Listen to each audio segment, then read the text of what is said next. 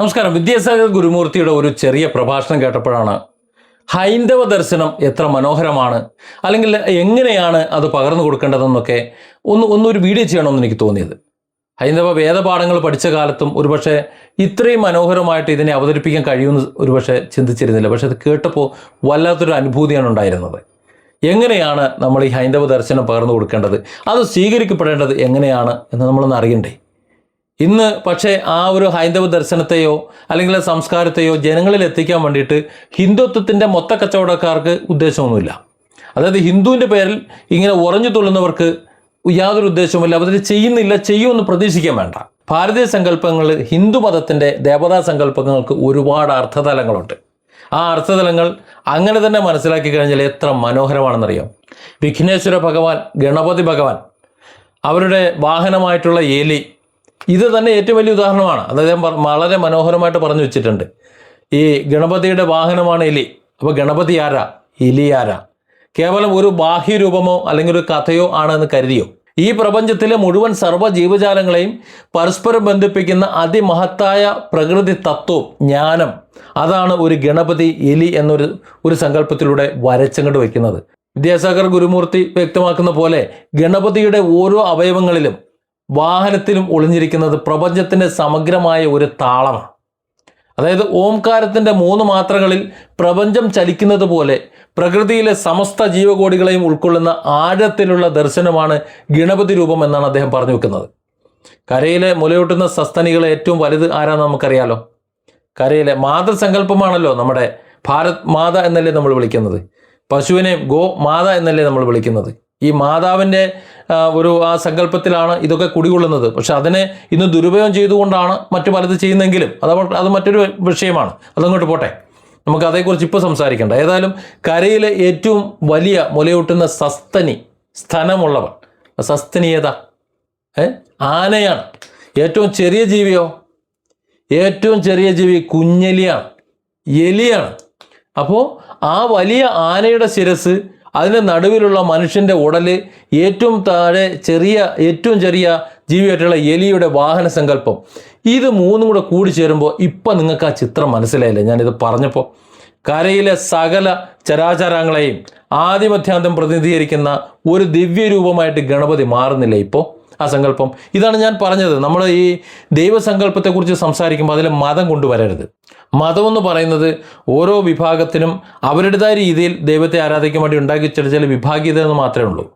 ഇപ്പോൾ നമുക്കറിയാമല്ലോ, നമ്മുടെ വീട്ടിൽ തന്നെ 4 അഭിപ്രായമുള്ളവർ 4 രീതിയിലാണ് പോകുന്നത് എന്നതുപോലെ ഉള്ളൂ. പക്ഷേ ആത്യന്തികമായി എല്ലാം ഒന്നിലേക്ക് തന്നെയാണ് എത്തുന്നത്. അവനവൻ്റെ വഴി അവനവൻ തിരഞ്ഞെടുക്കട്ടെ, അതിന് നമ്മൾ തല്ലുകൂടേണ്ട ആവശ്യമില്ല. ഇവിടെ ഈ ഹൈന്ദവ ദർശനത്തിൽ ഇത്ര മനോഹരമായ ഒരു ചിത്രം, മുകളിൽ ഒരു ആന, അതിന് തൊട്ട് താഴെ മനുഷ്യൻ, അതിന് താഴെ എലി, ഇതിൻ്റെ ആ ഒരു സങ്കല്പം, നേരത്തെ പറഞ്ഞ പോലെ കരയിലെ സകലമാന ജീവികളെയും സകല ചരാചരങ്ങളെയും പ്രതിനിധീകരിക്കുന്ന ഒരു ദിവ്യ രൂപമായിട്ട് ആ ഗണപതിൻ്റെ ആ രൂപത്തെ നമുക്കപ്പോൾ കാണാൻ പറ്റും. വലിയതിനെയും ചെറിയതിനെയും ഒരുപോലെ ചേർത്ത് പിടിക്കുകയും സംരക്ഷിക്കുകയും ചെയ്യുന്ന, എത്ര സൂക്ഷ്മമാണെന്നുണ്ടെങ്കിലും എത്ര വലുതാണെങ്കിലും അതിനെ കൃത്യമായി ചേർത്ത് പിടിക്കുന്ന ജഗദീശ്വരൻ്റെ വിഘ്ന നിവാരണത്തിൻ്റെ ശക്തിയാണ് ഇതിലൂടെ പ്രകടമാകുന്നത്. ഇവിടെ ഒന്നുകൂടിയുണ്ട്. ഇതിൻ്റെ മധ്യ ഊടൽ മനുഷ്യൻ്റേതാണ്. അതായത് മനുഷ്യന് ഈ ഭൂമിയിൽ ഇങ്ങനെ ചേർത്ത് പിടിക്കേണ്ടതിൻ്റെ, സംരക്ഷിക്കപ്പെടേണ്ടതിൻ്റെ ഉത്തരവാദിത്തം ഉണ്ട് എന്നുകൂടി ഹൈന്ദവ ദർശനം നമ്മൾ പഠിപ്പിക്കുന്നുണ്ട്. നോക്കൂ, അതാണ് ഇപ്പോൾ സംഭവിക്കുന്നത്. അതായത് ഈ ഭൂമിയിലെ സകല ചരാചരങ്ങളെയും ചേർത്ത് പിടിച്ചുകൊണ്ട് ജാതിയുടെ, മതത്തിൻ്റെ, വർഗീയതയുടെ, രാഷ്ട്രീയത്തിൻ്റെ യാതൊന്നിൻ്റെയും ഒരു വ്യത്യാസമില്ലാതെ ചേർത്ത് പിടിച്ച് കൂട്ടി കൊണ്ടുപോകേണ്ടതാണ് ഒരു മനുഷ്യൻ്റെ ഉത്തരവാദിത്വം എന്നാണ് ആ മനുഷ്യൻ്റെ ഉടലിലൂടെ നമുക്ക് മനസ്സിലാകുന്നത്. ഗണപതി എന്ന സങ്കല്പം എന്ന് പറഞ്ഞാൽ അത്ര ചെറിയൊരു സങ്കല്പം അല്ലത്.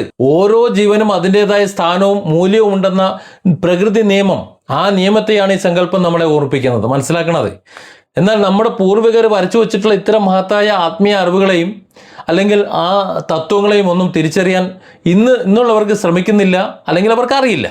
കേവലം സ്വാർത്ഥ ലാഭങ്ങൾ നിധി കുഴിച്ചെടുക്കാനുള്ള ഒരു ഉപാസനയായിട്ട് ആളുകൾ ഇതിനെ അങ്ങോട്ട് തരം തിരിച്ച് എടുക്കുന്നു എന്നാണ് ഗുരു പറയുന്നത്. നിധി കുഴിച്ചെടുക്കാൻ വേണ്ടിയിട്ട് എത്രയോ വേദനാജനകമാണിത്. ശ്രീനാരായണ ഗുരുവിനെ പോലെയുള്ള മഹത് വ്യക്തിത്വങ്ങൾ അവർ പകർന്നു തന്നിട്ടുള്ള ആഴമേറിയ ജ്ഞാനദർശനത്തെ ജീവിച്ചിരുന്ന കാലത്ത് തിരിച്ചറിയില്ല. പിന്നീട് സമാധിയും പ്രതിമകളും ഒക്കെ കെട്ടിപ്പൊക്കി പൂക്കളർപ്പിക്കുന്ന ഒരു വിരോധാഭാസമാണ് നമ്മുടെ സമൂഹത്തിൽ ഇന്ന് കാണുന്നത്. നമുക്ക് ചുറ്റും നമ്മുടെ വേണ്ടപ്പെട്ടവർ നമുക്ക് സ്വീകരിക്കേണ്ട ആൾക്കാരുണ്ട്, അവരെന്നും കാണില്ല അവരെയൊക്കെ നമ്മൾ അപമാനിക്കും. അവർ ജീവൻ വിട്ട് അവരുടെ ദൗത്യം പൂർത്തീകരിച്ച് അല്ലെങ്കിൽ നമ്മൾ കാരണം പൂർത്തീകരിക്കപ്പെടാതെ പോയി കഴിയുമ്പോൾ പിന്നെ നമ്മളൊരു അങ്ങോട്ട് വാഴ്ത്തിയിട്ട് പിന്നെ അങ്ങോട്ട് ചെയ്യും. നമ്മൾ മാതാപിതാക്കളെ സംരക്ഷിക്കുന്നത് പോലെ അല്ലേ? മാതാപിതാക്കൾ ജീവനോടെ ഇരിക്കുമ്പോൾ അവരെ നമ്മൾ സംരക്ഷിക്കില്ല, അവർ നമുക്ക് ബുദ്ധിമുട്ടുകളാണ്, പ്രയാസമാണ്. എന്നാൽ അവരെ കൊണ്ട് മരണപ്പെട്ട് കഴിഞ്ഞാലോ പിന്നെ ചടങ്ങുകൾ നടത്താൻ എന്തൊരു ഉത്സാഹമാണെന്നറിയാം. ആചാരങ്ങളുടെ ബാഹ്യമായ ചടങ്ങുകൾ വല്ലാത്തൊരു വിരോധാഭാസമാണ് നമ്മുടെ സമൂഹത്തിൽ കാണുന്നത്. ഉള്ളിലുള്ള പവിത്രമായ തത്വങ്ങളും വിവേകങ്ങളും ഒക്കെ തിരിച്ചറിയുമ്പോഴാണ് യഥാർത്ഥ ഈശ്വരഭക്തി പക്ഷേ പൂർണ്ണമാകുന്നത്. ആരോട് പറയാനല്ലേ? ഏറ്റവും വലുതിൽ നിന്നും ഏറ്റവും ചെറുതിലേക്ക് ഒഴുകിയെത്തുന്ന അനന്തമായ കാരുണ്യമാണ് ജഗദീശ്വരൻ എന്ന് പറയുന്നത്. ഒരു കാരുണ്യമാണ്.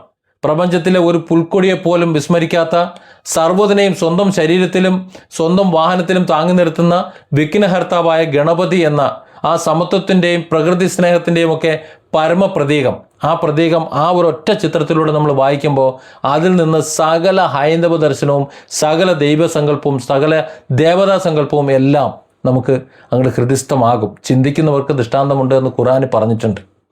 അത് തന്നെയാണ് കാരണം. അതിന് ഏതെങ്കിലും ഒരു വേദപുസ്തകം ഹൃദയപൂർവ്വം ഒന്ന് നോക്കിയാൽ മതി. അതിനുള്ള സാന്ദർഭ്യമായി കൊടുത്തിട്ടുള്ള ചില കഥകളെ അത് സത്യമാണ്, അങ്ങനെയാണ് സംഭവിച്ചതെന്ന് കരുതിയിട്ട് അതിൻ്റെ പിന്നിൽ തമ്മിലടിക്കാൻ പോകാഞ്ഞാൽ മതി. ഈ വലിയൊരു സത്യം ഉൾക്കൊണ്ടുകൊണ്ട് ജീവിക്കാൻ നമ്മൾ ഓരോരുത്തരും എന്ന് തയ്യാറാകുന്നുണ്ടോ